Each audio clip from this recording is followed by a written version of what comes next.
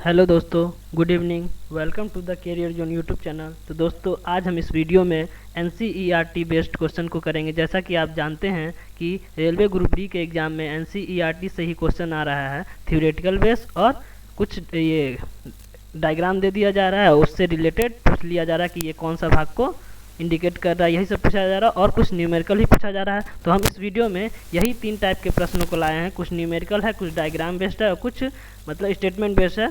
ठीक है, तो उसी प्रश्न को करेंगे। तो चलिए दोस्तों, स्टार्ट करते हैं। उससे पहले एक चीज़ और दोस्तों, यदि आप हमारे व्हाट्सएप ग्रुप से जुड़ना चाहते हैं, आपको यहीं पे सारा PDF दिया जाता है। आप हमारे व्हाट्सएप ग्रुप से जुड़ना चाहते हैं, एक सेकेंड, व्हाट्सएप ग्रुप से जुड़ना चाहते हैं तो आप इस नंबर पे हमें मैसेज कर सकते हैं। ये क्या हो गया पेन को, अरे हो जा भाई।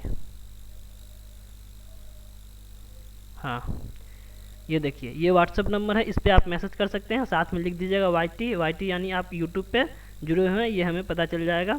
और आप हमसे इंस्टाग्राम पेज से भी जुड़ सकते हैं। पेज का नाम है करेंट अफेयर्स जोन, जहाँ 2,25,000 स्टूडेंट जुड़े हुए हैं। ठीक है, और आप हमसे टेलीग्राम पेज से भी जुड़ सकते हैं इस लिंक की सहायता से। ये लिंक आपको डिस्क्रिप्शन में भी दे दिया गया है। जो भी स्टूडेंट इस चैनल पर नए हैं, इस चैनल को सब्सक्राइब कर लीजिएगा और साथ में बेल आइकन को भी दबा लीजिएगा, जिससे इस चैनल से जुड़ी सारी अपडेट्स आपको मिल जाएगी। दोस्तों, आपसे एक रिक्वेस्ट है, यदि वीडियो पसंद आती है तो वीडियो को लाइक कर दीजिएगा और साथ में अपने दोस्तों के साथ शेयर भी कर दीजिएगा। तो चलिए दोस्तों, आज का पहला प्रश्न देखते हैं क्या है। मनुष्य के पाचन तंत्र में C और D किस अंग को दर्शा रहा है। अब देखिए, ये पाचन तंत्र दिया गया है।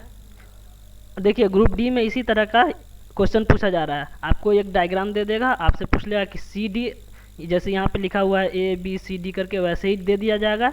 और आपसे पूछ लेगा कि C किस चीज़ को दिखा रहा है, D किस चीज़ को दिखा रहा है, ऐसे पूछा जाएगा। तो हम वैसा ही प्रश्न को लाने का कोशिश किए हैं, जो आपको सीधे सीधे एग्जाम में देखने को मिला। ये सब जो जितना भी आप इमेज देख रहे हैं, ये सब NCERT से ही लिया गया है। ठीक है, तो चलिए देखते हैं। तो हमसे पूछा गया C और D, CD किस अंग को दर्शा रहा है। तो देखिए, C ये रहा C। तो C किसको यहाँ पे दिखा रहा है। तो ये क्या होता है, ये होता है पेनक्रियाज, जिसको हिंदी में अग्नाशय बोलते हैं। तो देखिए, अग्नाशय तो किसी ऑप्शन में है ही नहीं, तो हमें यहीं से पता चल गया कि ये ऑप्शन है। लेकिन फिर भी डी देख लेते हैं कि डी क्या चीज़ है। ये डी देखिए, इस चीज़ को दिखा रहा है, ये है, ये चीज़ को दिखा रहा है डी, ये आउटर लाइन जो है उसको। तो ये क्या होता है, ये बड़ी आंत होती है। क्या होती है, बड़ी आंत। और अंदर वाला जो ऐसे मुड़ा हुआ है, ये सबको बोला जाता है छोटी आंत। ठीक है, तो हमें सी किस चीज़ को दिखा रहा था, अग्नाशय को, और डी बड़ी आंत को। तो हमारा आंसर सी हो जाएगा। ठीक है, चलिए इसी तरह का प्रश्न आ रहा है ग्रुप डी में। ठीक है, चलिए और देखते हैं। देखिए, सीरीज से प्रश्न है कि आपको इतना सीरीज दे दिया गया है और आपका आपसे समतुल्य प्रतिरोध पूछा गया है। तो इतना देखिए कॉम्प्लिकेटेड, पहले क्या करते थे हम लोग, ऐसे लगाए, यहाँ एक दे दिए प्रतिरोध, एक नीचे दे दिए, और पूछ लिए कि इसका समतुल्य। बट ग्रुप डी बहुत आगे जा चुका है। अब ये ऐसा सिंपल प्रश्न आ नहीं रहा है, इतना कॉम्प्लिकेटेड आएगा। आप लोगों को सॉल्व करना पड़ेगा पूरा ध्यान से। थोड़ा भी इधर उधर कीजिएगा तो ऑप्शन गलत आ जाएगा। मतलब ऑप्शन भी ऐसा अरेंज करेगा, जहाँ पे आप गलती कीजिएगा वैसा ही, और जो आंसर आपका आ जाएगा गलती करने के बाद, वही आंसर आपको ऑप्शन में भी देखने को मिल जाएगा। आप खुश हो जाइएगा कि हाँ मेरा बन गया, लेकिन वो गलत हो जाएगा। चलिए देखते हैं। पहले देखेंगे इसमें जो पैरेलल होगा उसको हम सॉल्व कर लेंगे। तो पैरेलल के लिए क्या होता है, 1/r करके करते हैं। तो देखिए, पहले इसको लास्ट से करते हैं। पहले ये और ये पैरेलल में है, एक सेकंड रेड पेन ले लेते हैं, ये और ये पैरेलल में है, तो इसको सॉल्व कर लेंगे। तो इसको सॉल्व करने, देखिए इसका 4 ओम है और इसका भी 4 ओम है। तो इसको जब सॉल्व करेंगे, नेक्स्ट पेज पे आते हैं। देखिए, यहाँ भी लगा दिए हैं, इसको और इसको सॉल्व कर रहे हैं। तो इसका क्या हो जाएगा, इसका 4 ओम है, दिख रहा होगा आप लोग को, वैसे हम बोल दे रहे हैं। इसका 4 है प्लस 1/4, जब इसको ऐड करेंगे तो 2/4 यानी 2 हो गया। तो ये दोनों को मिला के हम क्या लिख सकते हैं, 2 ओम। ठीक है, अब ये और ये, मतलब ये 2 ओम और ये क्या हो गया, सीरीज में हो गया। तो सीरीज के लिए क्या करते हैं, सीधा जोड़ देते हैं। तो ये 2 ओम और ये 4 ओम, ये भी 4 ओम है। ठीक है, सॉरी ये 10 ओम है, ऊपर वाला देखिए, एक सेकंड हमको इसको इरेज कर दे। ये देखिए, ये 10 ओम है, ऊपर वाला, नीचे नहीं, ये नीचे वाला मत देखिएगा, ये 10 ओम है। तो 2 ओम और 10 ओम कितना हो गया, 12 ओम। ठीक है, मतलब इतना दूर खत्म हो गया, इतना दूर खत्म हो गया। ठीक है, अब इतना को लेके, एक सेकंड इसको रफ कर दे रहे हैं, और इतना को हम क्या लिख सकते हैं, इसके इतना को लिख सकते हैं 12 ओम। ठीक है, अब देखिए ये दोनों तो सीरीज ही में है, ये और ये सीरीज में है, तो इसको तो ऐसे ही जोड़ देंगे। तो ये 8 ओम है और ये कितना है, 4 ओम। तो इसको कितना लिख सकते हैं, ये दोनों को मिला के इसको भी लिख सकते हैं 12 ओम।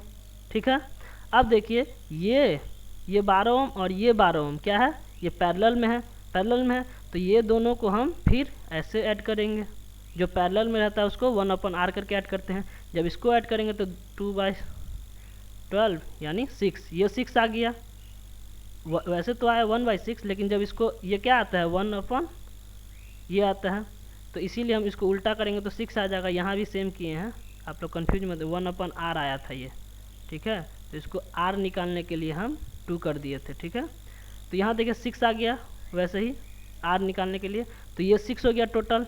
अब क्या करेंगे, ये पूरा इसको पूरा मिटा देते हैं, ध्यान से समझिएगा। इसको क्या कर देंगे, आप 6 लिख सकते हैं। अब ये और ये सीरीज में आ गया, अब सीरीज में आया है तो आप सिंपली ऐड कर देंगे। ये कितना है 4 ओम है, ये कितना है 4 ओम है, ठीक है, तो 10 ओम, ठीक है। तो ये हमारा आंसर हुआ, ठीक है। यदि आपको समझ में नहीं आया तो एक बार और वीडियो को पॉज करके या पीछे करके, पॉज करके नहीं पीछे करके देख लीजिएगा, तो आपको समझ में आ जाएगा। एक एक करके कीजिएगा। पहले ये दोनों को सॉल्व किए हैं जो कि पैरेलल में आपको दिख रहा है, तो पैरेलल में 1/r करके करते हैं, तो ये 4 ओम है और ये भी 4 ओम है, ठीक है। तो ये दोनों को ऐड कर लिए यहाँ पे और r निकाल लिए, यहाँ से 2 निकल गया, तो इसका मतलब इतना को हम 2 लिख दिए। अब ये और ये सीरीज में हो गया, तो इसको और इसको ऐड कर दिए नॉर्मली, तो 10 और 2 12 हो गया, ठीक है। और फिर ये दोनों सीरीज में है तो इसको ऐड कर दिए, तो 4 और 8 12 हो गया। अब ये दोनों फिर पैरेलल में हो गया, ये 12 ओम और ये 12 ओम पैरेलल में हो गया, तो इसको ऐड किए तो 6 हो गया, और 6 हो गया तो ये पूरा को 6 लिख दिए, और 6 और 4 सीरीज में हो गया, तो 6 और 4 को ऐसे ही ऐड कर दिए नॉर्मली, ठीक है। चलिए नेक्स्ट पर, आपको समझ में नहीं आई हो तो एक बार फिर से वीडियो को पीछे करके थोड़ा स्पीड स्लो कर लीजिएगा, स्पीड में मत देखिएगा वरना समझ में नहीं आएगा। बाकी जो प्रश्न आपको आ रहा है उसे स्पीड में देख सकते हैं, उसके लिए कोई प्रॉब्लम नहीं है, लेकिन जो प्रश्न आपको समझ में नहीं आता हो तो उसको थोड़ा कम स्पीड में करके देखिए, 1.25 करके देख सकते हैं, इतना, इससे ज़्यादा मत कीजिएगा। चलिए नेक्स्ट प्रश्न देखते हैं। दी गई हृदय की आकृति में बी और डी की भाग को किस भाग को दर्शा रहा है, ठीक है। बी और डी पूछा गया, तो देखिए बी यहाँ है और डी यहाँ है, ठीक है। ध्यान से देखिए, बी ये है, ये बी है और ये डी है, ठीक है, और ये ए है और ये सी है, ठीक है। हमसे पूछा गया है बी और डी, तो देखिए बी पहले बी जैसे लिखा हुआ है, पहले ये नहीं कि बी डी पूछ रहा है पहले डी लगा दिए, तो ऐसा भी नहीं हो सकता है। पहले बी लिखा है तो पहले हम बी ही देखेंगे, तो बी ये रहा, ये किस चीज़ को दिखा रहा है, चलिए हम लिख देते हैं, ये लंग्स है और ये हार्ट है, ठीक है, हार्ट, एच से हार्ट, एल से लंग्स, ठीक है। तो बी किस चीज़ को दिखा रहा है, तो देखिए ये हार्ट से लेफ्ट वेंट्रिकल से रक्त बाहर आता है, तो इसको क्या बोलते हैं, अरोटा बोलते हैं, तो यही अरोटा ही तो है। अरोटा को क्या बोलते हैं हिंदी में, महाधमनी, क्या बोलते हैं, महाधमनी। तो हमें बी पता चल गया कि महाधमनी है, ये देखिए एक ही ऑप्शन ही में दिया गया है, और हमसे डी पूछा गया है। तो देखिए हम बताए हुए थे आपको, जब मतलब क्वेश्चन ही करवा रहे थे तो उसमें मैंने हार्ट के बारे में समझाया था कि देखिए हमेशा धमनी में क्या होता है, धमनी में प्योर ब्लड और सीरा में इम्प्योर ब्लड, ये बताए थे। लेकिन हम जब ये भी साथ में बोले थे कि अगर धमनी में पुल्मोनरी या फुसफुसिया लग जाए, धमनी में जब फुसफुसिया लग जाए और सीरा में जब फुसफुसिया लग जाए, तो इन दोनों का काम ही उल्टा हो जाता है। जब धमनी में फुसफुसिया लगा तो ये प्योर पहले कर रहा था, अब ये इम्प्योर करने लगेगा, और जब सीरा में फुसफुसिया लगेगा, ये पहले इम्प्योर कर रहा था अब प्योर करने लगेगा, ठीक है। तो देखिए हमसे ये जो होता है ये पुल्मोनरी होता है, ये जो लंग्स से हार्ट में जुड़ता है ये दोनों, ये पुल्मोनरी होता है। तो आपको बताए थे कि लेफ्ट साइड में प्योर ब्लड बहता है और राइट साइड में इम्प्योर, ये बताए हुए थे। तो लेफ्ट साइड में प्योर और राइट साइड में इम्प्योर। अब इम्प्योर है और हम बताए हैं कि लंग्स से जो हार्ट को जोड़ता है उसे पुल्मोनरी को बोलते हैं। अगर इम्प्योर बह रहा है और पुल्मोनरी लगा हुआ है तो इम्प्योर कहाँ बहेगा, पुल्मोनरी धमनी में, फुसफुसिया धमनी में, है ना। राइट साइड में क्या होता है, इम्प्योर, और इम्प्योर किस में बहता है, या तो बहेगा सीरा में, अगर पुल्मोनरी लग गया तो धमनी में। और हम बताए हुए कि जो लंग्स से हृदय को जोड़ता है उस नली को हम लोग पुल्मोनरी बोल के इंडिकेट करते हैं। पुल्मोनरी इधर हो जाता है सीरा और इधर हो जाता है धमनी, ठीक है। तो पुल्मोनरी फुसफुसिया धमनी, ठीक है, इधर वाला धमनी, वैसे अगर धमनी देखा जाए, इस साइड जो होता है धमनी, तो धमनी में प्योर ब्लड रहता है, लेकिन पुल्मोनरी लग जाने के कारण इसमें इम्प्योर ब्लड हो जाता है। ठीक है, समझ गए? तो हमारा आंसर हो जाएगा डी। चलिए नेक्स्ट प्रश्न देखते हैं। देखिए ऐसा ही प्रश्न आ रहा है, लेंस से पूछा जा रहा है। तो देखिए लेंस के बारे में भी हमने आपको बताया था, पूरा मतलब उत्तल लेंस के बारे में सारा इमेज बना के बताया था, और अवतल दर्पण के बारे में सारा इमेज बना के बताया था कि कैसे कैसे होगा। तो हम बताए थे ये भी कि उत्तल लेंस और अवतल दर्पण दोनों का कार्य जो होता है सेम ही होता है। ठीक है, उसका जो इमेज भी बनता है सेम ही बनता है। तो उस समय में मैंने शायद अवतल दर्पण के बारे में बताया था। आज देखिए प्रश्न है उत्तल लेंस के बारे में।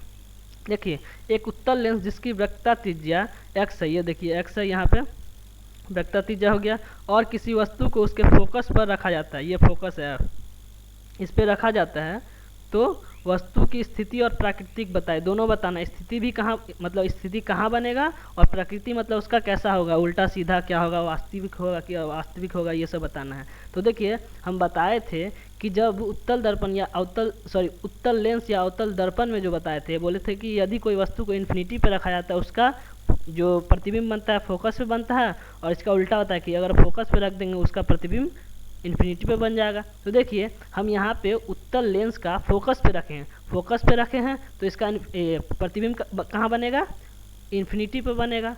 ठीक है, और ये भी बताया थे कि जब दर्पण रहता है तो इसी साइड बनता है इन्फिनिटी पर। ठीक है, लेकिन लेंस में इस साइड बनेगा इन्फिनिटी पर, और ये इन्फिनिटी पे बनेगा, बहुत बड़ा बनेगा, वस्तु से बहुत बड़ा बनेगा, और सीधा ही बनेगा। तो देखिए एक तो हो गया अनंत पर बनेगा, यहाँ भी अनंत है, यहाँ भी अनंत है। और बोले थे कि अवतल दर्पण में जब इधर ही बनता है, जिधर वस्तु रखा जाता है उधर ही बन जाता है, तो उसको बोलते हैं वास्तविक। ठीक है, लेकिन लेंस में ऐसा नहीं होता, लेंस के दूसरे तरफ बनता है तब होता है वास्तविक। ठीक है, तो इधर बना है तो ये हो जाएगा वास्तविक, और वास्तविक प्रतिबिंब हमेशा सीधा होता है, वास्तविक कभी उल्टा नहीं होता है, वास्तविक हमेशा सीधा होता है। ठीक है, सॉरी 1 मिनट रुकिएगा, वास्तविक हमेशा उल्टा होता है, ये गलत ऑप्शन है, उल्टा होगा। ठीक है, यहाँ पे उल्टा कर लीजिएगा, सीधा नहीं होगा। एक सेकंड, तो अनंत पर आभासी उल्टा, अनंत पर वास्तविक और सीधा। सॉरी सीधा नहीं, ये ऊपर नहीं बनेगा, नीचे बनेगा, सॉरी हमसे गलती हो गया। इसको सीधा काट करके उल्टा कर लीजिएगा, क्योंकि जब फोकस से मतलब लेंस से बनाते हैं तो इस साइड में आने के बाद ये उल्टा प्रतिबिंब बनाता है। वास्तविक प्रतिबिंब जो होता है हमेशा उल्टा ही बनता है। ठीक है, इन्फिनिटी पर बनेगा लेकिन उल्टा बनेगा। ठीक है, इसको काट के उल्टा कर लीजिएगा और ये नीचे बनेगा। ठीक है, चलिए डी आंसर हमारा सही हो गया। चलिए नेक्स्ट ऑप्शन देखते हैं। नेक्स्ट प्रश्न, परागकण कहाँ पाए जाते हैं? अब देखिए परागकण कहाँ पाए जाते हैं, बी में पाए जाते हैं। ऑप्शन देखिए बी, जे, डी, ए। बोलिए ये क्या है, तो ये देखिए प्रश्न में देख लिए बी कहाँ है, ये रहा बी, ये बी हो गया, ये जे हो गया, ये हो गया डी, और ए कहाँ है, ए ये रहा। अब बताइए कि परागकण कहाँ पाए जाते हैं? परागकण, तो परागकण जो होते हैं वो क्या होते हैं, पुंकेसर का भाग होते हैं। और पुंकेसर क्या ये होता है, नीचे वाला को बोलते हैं फिलामेंट, और इसको बोलते हैं, क्या बोलते हैं इसको बताइए, एंथर। तो जो परागकण होता है, परागकण, एंथर को हिंदी में बोलते हैं परागकोश। क्या बोलते हैं? परागकोश। एंथर को हिंदी में बोलते हैं परागकोश। जो परागकण होते हैं वो परागकोश के अंदर होते हैं। तो परागकोश कहाँ है, ये देखिए, ये हो गया ई वाला जो दिखा रहा है, ये ई है, ई दिखा रहा फिलामेंट को, और ये ऊपर वाला जो दिखा रहा राउंड करके, ये बोलिए या ये बोलिए, यही होता है हमारा परागकोश। क्या होता है? परागकोश। ठीक है, और इसी के अंदर में परागकण पाया जाता है। ठीक है, और यही परागकण आके यहाँ वर्तिग्रा पे गिरती है, स्टिग्मा पर, उसके बाद फूल दूसरा मतलब फल बनता है। ठीक है, तो देखिए हमसे पूछा गया परागकण, तो परागकण कहाँ हो जाएगा, डी के अंदर पाया जाता है। कहाँ पाया जाता है? तो डी के अंदर। डी कहाँ है ऑप्शन में? ऑप्शन देख के लगेगा, डी ऑप्शन नहीं, ये होगा डी। ठीक है, एंथर, जिसको परागकोश भी कहते हैं। ठीक है, चलिए नेक्स्ट प्रश्न देखते हैं। दी गई आकृति में मेढक किस स्तर पर आते हैं? अब मेढक किस स्तर पर आएंगे, ये क्या है, लेवल 1, लेवल 2, ये सब क्या है, ये उत्पादक चयन है। ठीक है, जैसे नीचे में घास फूस होता है उसको कौन खाता है, ग्रास होपर, टिड्डा जिसको बोलते हैं, टिड्डा, उसको कौन खाता है, मेढक। ऐसा ही नहीं होता है चैन। तो हमसे पूछा गया है मेढक किस स्तर पे होते हैं, तो देखिए पहले तो एक लेवल पे तो घास, दूसरा पे टिड्डा और तीसरा पे मेढक। चलिए इसका इमेज लगाए हुए देखिए, पहले क्या है, ग्रास है, घास है, उसको कौन खाता है, ग्रास होपर यानी टिड्डा, और उसको कौन खाता है, मेढक, और मेढक को कौन खा जाता है, सांप। ठीक है, सांप को कौन खा जाता है, ईगल। ठीक है। चलिए तो और हमेशा ये 10% चैन के मुताबिक चलता है। जैसे इसके पास अगर 10,000 कैलोरी एनर्जी है तो ये ग्रास होपर जो लेगा सिर्फ 10% लेगा, तो 10% यानी 1,000 ले लेगा। और फिर ये इसको जो खाएगा मेढक, तो मेढक के पास भी 10% ही जाएगा यानी 100 जाएगा। ठीक है, और इससे जो लेगा सांप, इसके पास भी 10% जाएगा यानी 10 जूल जाएगा। और सांप को अगर ईगल खा रहा है तो इसके पास भी 10% यानी 1 जाएगा। ठीक है, ये 10% रूल को फॉलो करता है। ठीक है, तो हमसे पूछा गया था कि मेढक किस स्तर पे आते हैं, तो मेढक किस स्तर पे आते हैं, स्तर 3, लेवल 3 पर। ठीक है, चलिए नेक्स्ट प्रश्न देखते हैं। पानी के साथ लोहे की लंबी अभिक्रिया पर लोहे का निम्नलिखित में से कौन सा ऑक्साइड प्राप्त होता है। अब देखिए इसके लिए आपको ये 1 मिनट लिख देते हैं, Fe, ये सॉलिड फॉर्म में होता है। जब ये जल के साथ अभिक्रिया करती है तो क्या बनता है, Fe3O4 प्लस हाइड्रोजन गैस। इस इक्वेशन को बैलेंस करते हैं, तो यहाँ पे 3 यहाँ पे 4 दे देंगे तो बैलेंस हो जाएगा। ठीक है, तो देखिए जब पानी के साथ लोहे लंबी, तो देखिए लोहा है सॉलिड फॉर्म में, जब पानी के साथ इसको लंबी समय के लिए अभिक्रिया कराते हैं तो कौन सा ऑक्साइड मिलता है, तो ये देखिए Fe3O4। ठीक है, ये मिलता है हमको। ठीक है, Fe3O4, समझ गए। चलिए नेक्स्ट प्रश्न देखते हैं। इस इक्वेशन को याद रखिएगा, आपको एग्जाम में पूछा जा सकता है। चलिए, लेंस बनाने के लिए निम्नलिखित में से कौन सी सामग्री की उपयोग नहीं किया जा सकता, कौन सा सामग्री का उपयोग नहीं किया जा सकता है। तो लेंस बनाने के लिए ट्रांसपेरेंट चीज़ों की ज़रूरत पड़ती है जिससे हम लोग आर पार देख सकते हैं। क्या पानी से आर पार देख सकते हैं, हाँ देख सकते हैं। कांच से भी देख सकते हैं, प्लास्टिक से भी, हर प्लास्टिक से नहीं लेकिन कुछ प्लास्टिक से हम लोग आर पार देख सकते हैं। क्या मिट्टी से आर पार देख सकते हैं, नहीं देख सकते। इसीलिए हमसे पूछा गया नहीं किया जा सकता है। तो ये तीनों का तो किया जा सकता है, लेकिन इसका हम लोग नहीं कर सकते। ठीक है, मिट्टी का, तो हमारा आंसर मिट्टी हो जाएगा। चलिए नेक्स्ट प्रश्न देखते हैं। यदि 100 ओम के प्रतिरोध में 1.5 एम्पियर की धारा बनी रहे तो 1 मिनट में निकासित ऊर्जा की मात्रा। अब देखिए यहाँ पे हमें ऊर्जा निकालना है, तो हीट भी तो एक प्रकार का ऊर्जा ही होता है। तो हीट का फॉर्मूला क्या होता है, I²RT, ये होता है I²RT। तो देखिए यहाँ से हीट भी एक प्रकार का ऊर्जा ही होता है। तो हीट निकालने के लिए क्या करेंगे, I कितना है, एम्पियर, इसी को I बोलते हैं। तो 1.5 इंटू 1.5 क्योंकि स्क्वायर में है, इंटू R का मान 100 ओम। ठीक है, T का मान 1 मिनट, लेकिन 1 मिनट को हम सेकेंड में बदल देंगे तो 60 सेकेंड हो गया। अब जब इसको गुना करेंगे तो देखिए कितना हो जाएगा, ये हो जाएगा 15 225, लेकिन पॉइंट हो जाएगा, इंटू ये 600 हो जाएगा, सॉरी 6000। ठीक है, 1 सेकेंड, यहाँ पे क्वेश्चन में शायद ये 10 है। ठीक है, 100 नहीं होगा क्योंकि ऑप्शन भी वैसा नहीं दिया गया है। 6000, ये 10 है। ठीक है, यहाँ पे 10 होगा, तो यहाँ पे 10 कर लेते हैं, 1 जीरो हटा देते हैं हम भी। अब देखिए जब 600 को 2.25 से गुना करेंगे तो हमारा कितना आ जाएगा, 1350 वाट। ठीक है, समझ गए, 1350 वाट। ठीक है, चलिए तो हमारा ये ऊर्जा निकल गया है। ठीक है, ये वाट नहीं होगा, जूल होगा। 1 सेकेंड, ऊर्जा का जो मात्रक होता है जूल होता है, वाट नहीं, जूल होगा, यहाँ पे जूल कर लीजिएगा। ठीक है, चलिए नेक्स्ट प्रश्न देखते हैं। बेकिंग पाउडर के घटक में एक सोडियम हाइड्रोजन कार्बोनेट के साथ दूसरा घटक क्या होता है। अब जब बेकिंग पाउडर के घटन, जैसे बेकिंग पाउडर क्या होता है, NaHCO3, जब इसको हम लोग गर्म करते हैं तो क्या बनता है, Na2CO3 प्लस CO2 यानी कार्बन डाइऑक्साइड, और क्या बनता है, जल।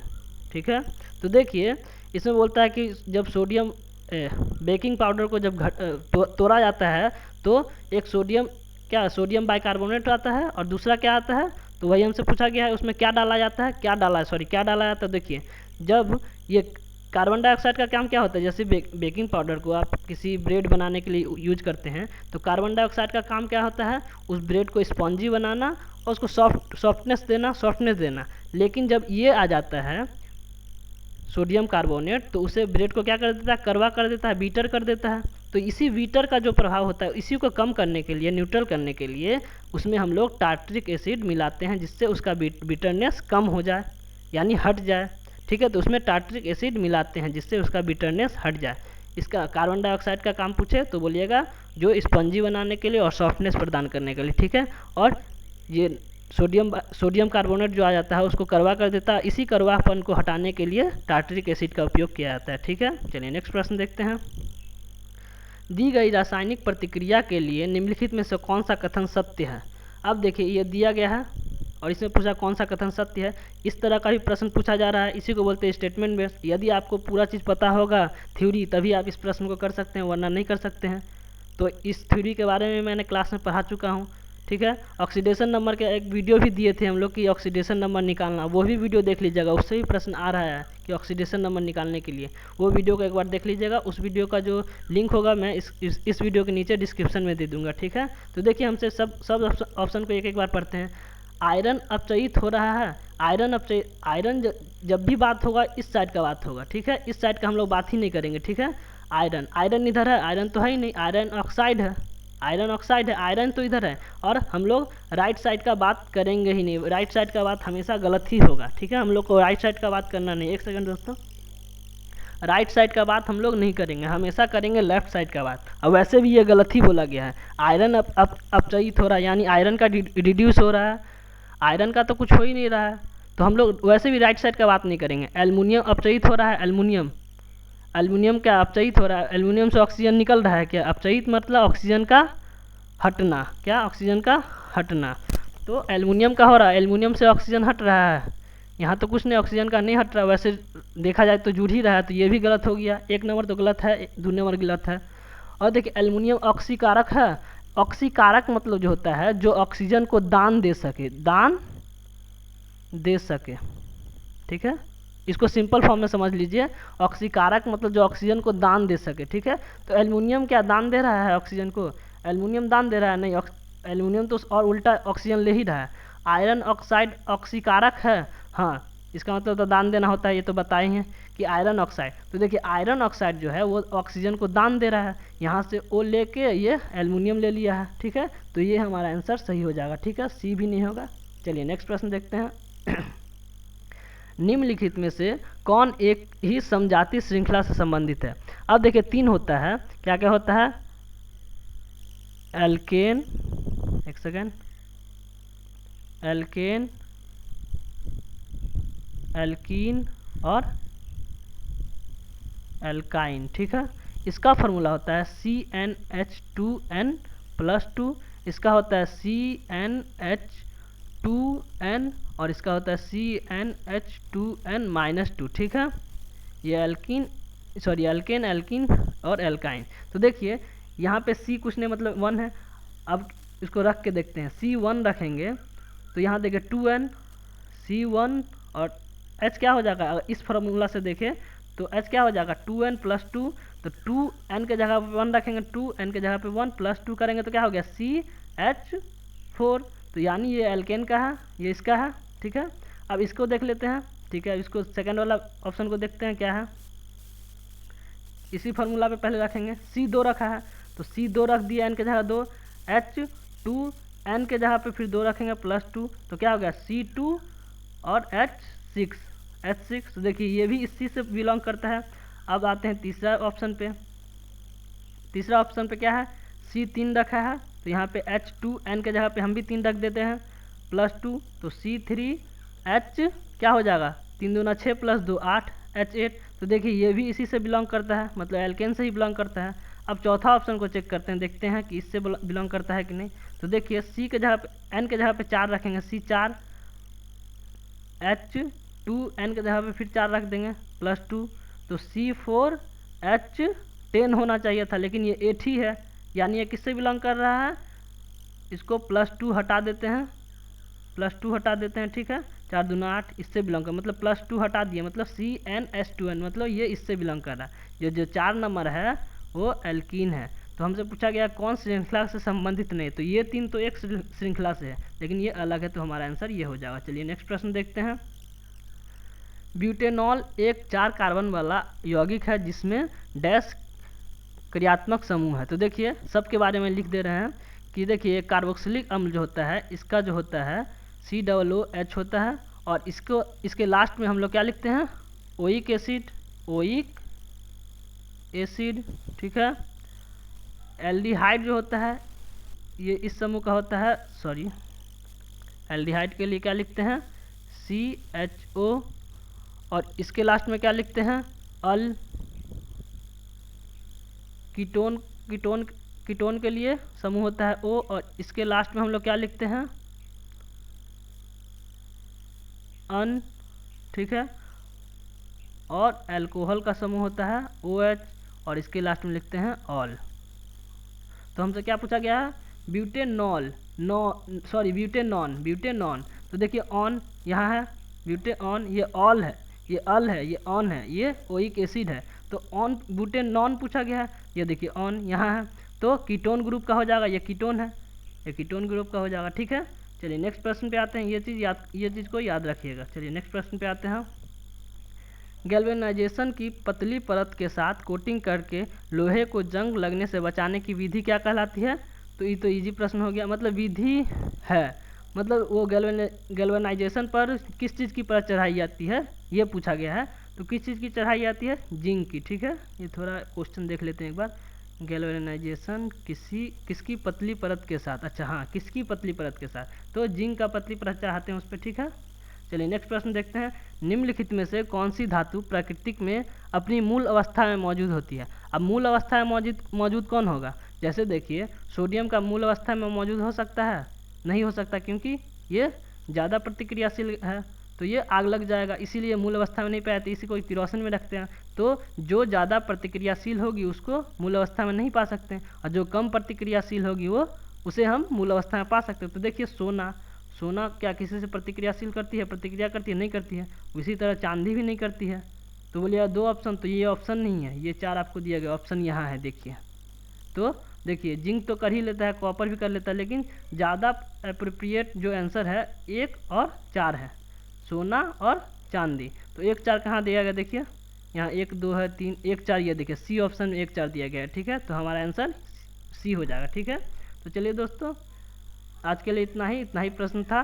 तो चलिए दोस्तों, आप लोगों को अगर वीडियो पसंद आई हो तो वीडियो को लाइक कर दीजिएगा और साथ में शेयर भी कर दीजिएगा, और जो भी स्टूडेंट इस चैनल पर नए हैं इस चैनल को सब्सक्राइब कर लीजिएगा, और साथ में बेल आइकन को भी दबा लीजिएगा।